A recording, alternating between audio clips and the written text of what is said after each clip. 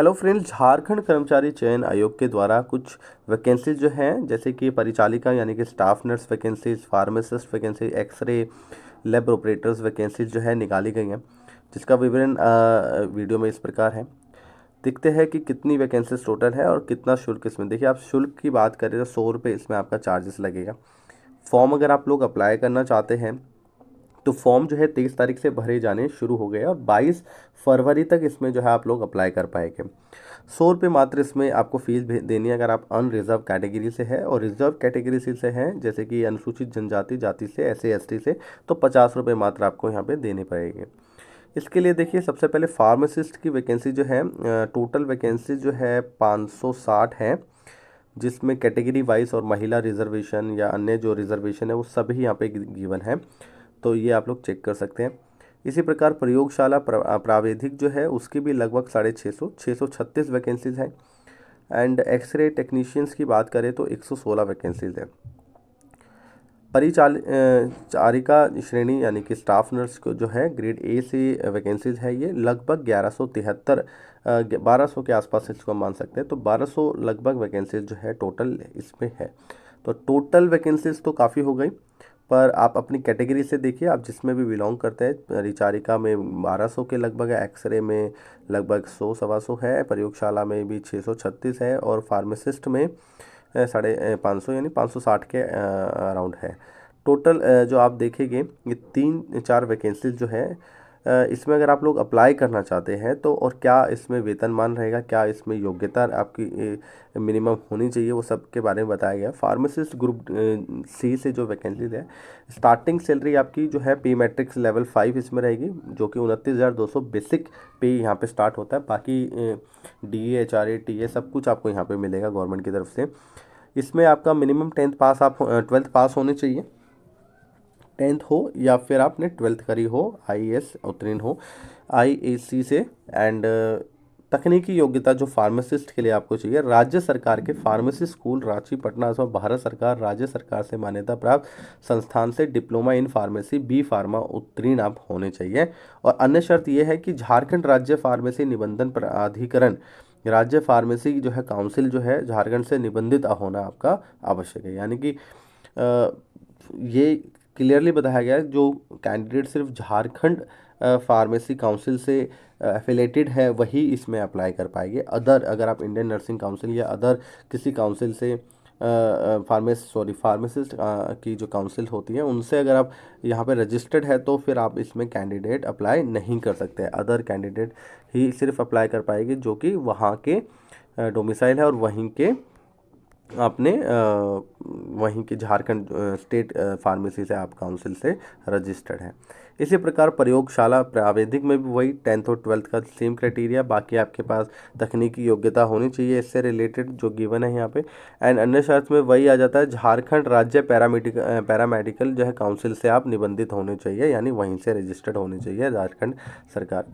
X ray में भी same वही है, 12th पास हो आप लोग, एंड साथ में IAC या फिर आपके पास एक्सरे या CT scan USG MIR technician 2010 के पूर्व के जो है 10+2 होने चाहिए, 1994 के पूर्व मैट्रिक उत्तीर्णता के साथ एक्सरे प्राविधिक डिप्लोमा, इनमें से कुछ भी आपके पास है तो आप लोग इसमें अप्लाई कर सकते हैं। साथ ही में आपके पास अन्य शर्त यह है कि झारखंड राज्य पैरामेडिकल काउंसिल से आप भी रजिस्टर्ड होने चाहिए।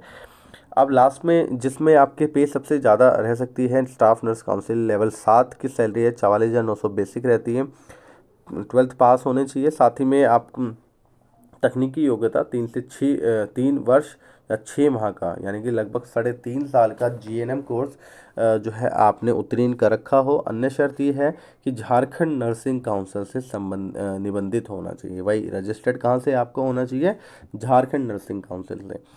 तो बहुत भीड़ कम हो जाएगी, सिर्फ कैंडिडेट्स वही अप्लाई कर पाएंगे जो कि झारखंड नर्सिंग काउंसिल से रजिस्टर्ड हैं। ठीक है, सैलरी काफ़ी अच्छी खासी रहने वाली है, 1100 प्लस वैकेंसीज़ है, 1200 के लगभग, तो काफ़ी अच्छी वैकेंसीज निकाली गई है। जल्दी से अप्लाई करिए, वेट मत करिए। और इसमें बहुत सारी चीज़ें और हैं कि किस प्रकार इसमें सिलेक्शन आपका होने वाला है। तो देखिए दोस्तों, आप लोग अगर पढ़ना चाहते हैं तो काफ़ी बड़ा ये नोटिफिकेशन है, लगभग 63 पेज का ये नोटिफिकेशन है।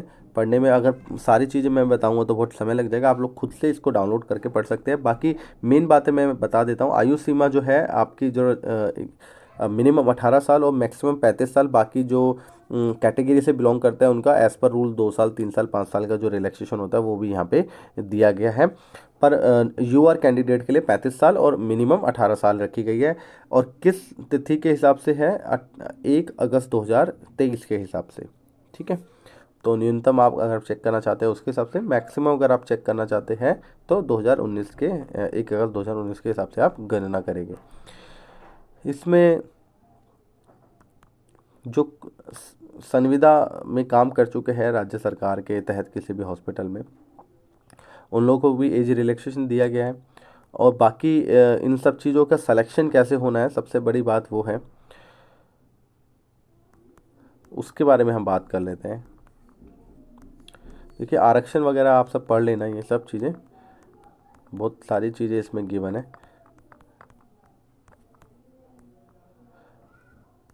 ऑनलाइन कैसे आवेदन करना है ये सब बताया गया है। आप वेबसाइट ये है, यहाँ से आप इसको लॉगिन करके सबसे पहले रजिस्ट्रेशन करेंगे। अगर आपने कभी पहले रजिस्ट्रेशन नहीं किया है इसमें तो रजिस्ट्रेशन करना है। रजिस्ट्रेशन करने के बाद फिर आपको लॉगिन आईडी पासवर्ड जो मिलेगा उससे आप अप्लाई कर सकते हैं वैकेंसीज के लिए।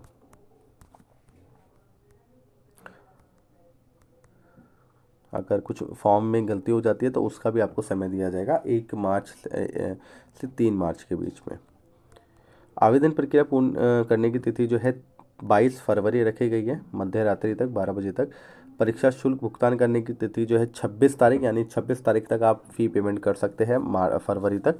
और फोटो हस्ताक्षर अपलोड करने, आवेदन पत्र का प्रिंट आउट निकालने के लिए दिनांक 28 फरवरी मध्य रात्रि तक का समय आपको दिया गया है। और 1 से 3 मार्च तक जो है कोई अगर फॉर्म में गलती हो गई है तो उसको आप रेक्टिफाई भी कर सकते हैं, गलती ठीक कर सकते हैं।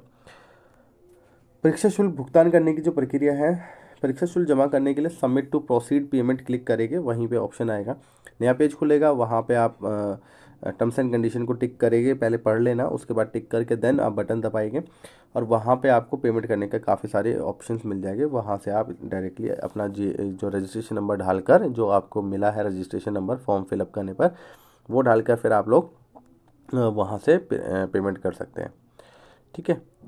अब इसमें एक चीज़ बताई गई है, आयोग द्वारा OMR कंप्यूटर आधारित परीक्षा ली जाएगी तथा किसी विषय की परीक्षा या विभिन्न समूह में लिया जाता है तो अभ्यर्थियों के प्राप्तांक का नॉर्मलाइजेशन किया जाएगा। मान लीजिए नर्सिंग काउंसिल, जो नर्सिंग वैकेंसीज है उसके लिए अगर मान लीजिए 2-3 डेट में एग्ज़ाम दिया गया, कुछ कैंडिडेट का 3 तारीख को, कुछ का 4 तारीख को, कुछ का 5, तो तीनों एग्ज़ाम की फिर नॉर्मलाइजेशन की जाएगी और उनके बेसिस पे उनका सिलेक्शन किया जाएगा। लिखित परीक्षा के विषय पाठ्यक्रम भी दिए गए हैं, आप लोग उसको देख सकते हैं। 50 नंबर का आपका एग्ज़ाम होने वाला है, आपके सब्जेक्ट से रिलेटेड जो भी होगा।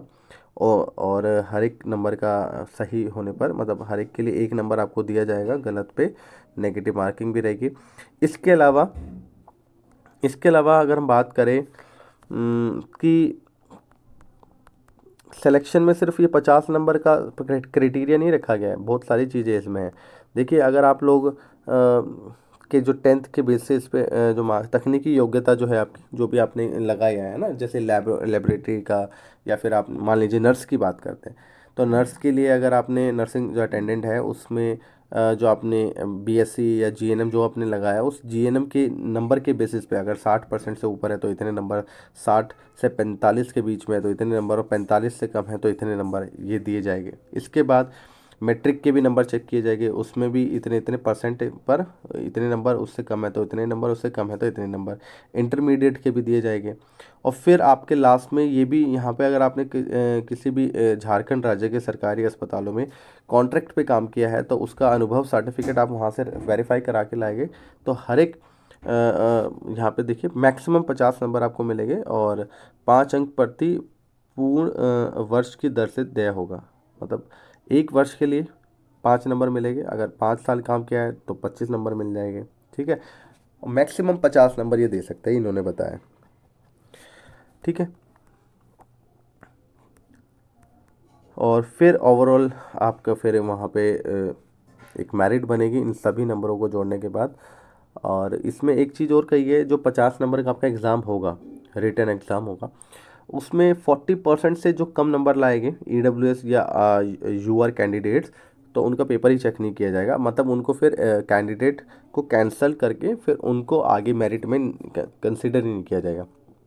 तो मिनिमम 40% तो आप को स्कोर करना ज़रूरी है अगर आप लोग मेरिट में आना चाहते हैं तो।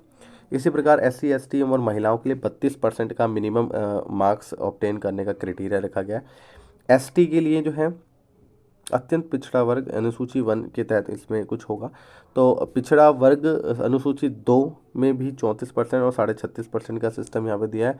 आदिम जनजाति के लिए 30% का जो है यहाँ पे क्राइटेरिया रखा गया है। तो आप लोग चेक कर सकते हैं, जिस भी कैटेगरी में आप बिलोंग करते हैं उसके अकॉर्डिंगली आप लोग पहले ये सब चीज़ चेक करके फिर एग्ज़ाम में अपीयर होना, और बाकी इन सब चीज़ों से आपको कहाँ कहाँ बेनिफिट मिलेगा ये भी पता चल जाएगा। ठीक है दोस्तों, तो ये मेन बातें हमने कर ली है, बाकी है तो ये बहुत बड़ा। ठीक है, इसको हर एक पेज को तो मैं नहीं पढ़ रहा हूँ। कोई डाउट रह गया है तो आप पूछ सकते हैं, बाकी खुद से डाउनलोड कर लीजिए, चेक कर लीजिए और ऐसे दोस्तों के साथ शेयर कर दीजिए जो झारखंड से ही बिलोंग करते हैं और नर्सिंग में या किसी भी इन तरह की जो मैंने 4 वैकेंसीज बताई है इनमें से किसी में भी वो अप्लाई करना चाहते हैं तो उनको ज़रूर शेयर करना। और अगर काम की वीडियो लगी हो तो लाइक कर देना, दोस्तों के साथ शेयर कर देना। चैनल पे पहली बार आए तो चैनल को सब्सक्राइब करके बेल आइकन प्रेस कर देना, ताकि इसी प्रकार की कोई भी गवर्नमेंट नोटिफिकेशन आती है तो आपके पास पहले पहुंच जाए। धन्यवाद दोस्तों, बाय बाय, टेक केयर, जय हिंद।